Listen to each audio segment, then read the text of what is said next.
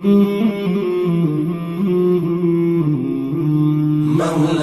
صل وسلم دائما أبدا على حبيبك خير أعوذ بالله من الشيطان الرجيم بسم الله الرحمن الرحيم وأقيموا الصلاة وآتوا الزكاة.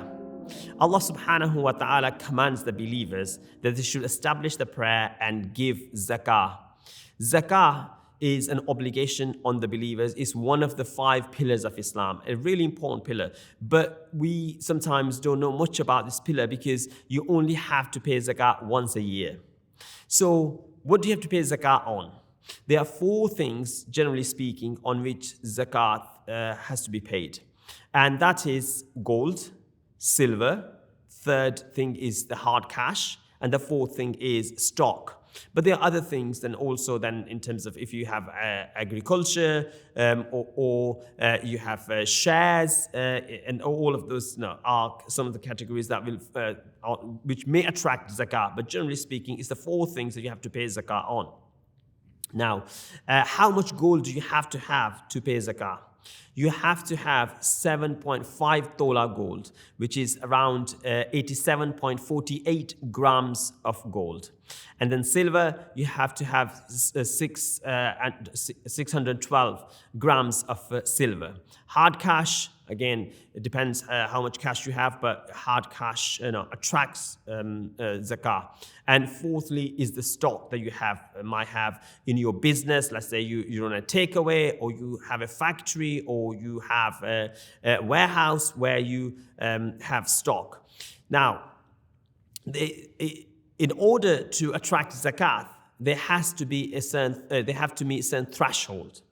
And what's the threshold? For gold, as I said, it is 67.48 grams of gold. For gold, it is 87.48 grams of gold. And that is, the value fluctuates. So for instance, currently, let's say it's the value of that much gold is over £4,000. So if you have only gold and you have no other commodities, i.e. cash or silver or stock, then the threshold for you is 7.5 tola gold or the equivalent cash, let's say £4,100. And so that's the threshold for you. If you have anything above that and it's been with you for a whole year, then you have to pay zakat on that. But if you have all these 4 things that have been mentioned, or 3 of those 4 things that have been mentioned, i.e. gold, silver, cash, then actually the threshold is dropped. Nisab is dropped. And Nisab is then the Nisab of silver. Now, the silver, 612 grams of silver is around, let's say, 400 pounds. Then if you have 400 pounds of annual savings, then zakat is payable on that. So anything that you have above that and it's been with you for a whole year, then zakat is payable on that.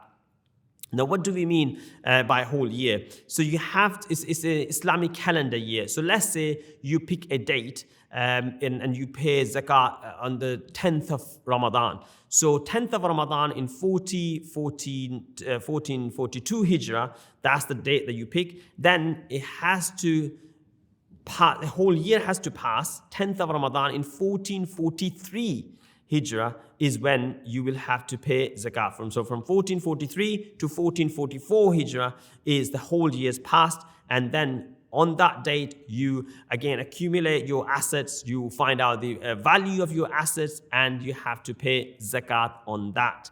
Anything that you might have over, let's say, the £400 threshold of the silver Nisab. Now, there are certain misconceptions about when you have to pay zakat or when you don't have to pay zakat. And we will cover those in the next episode.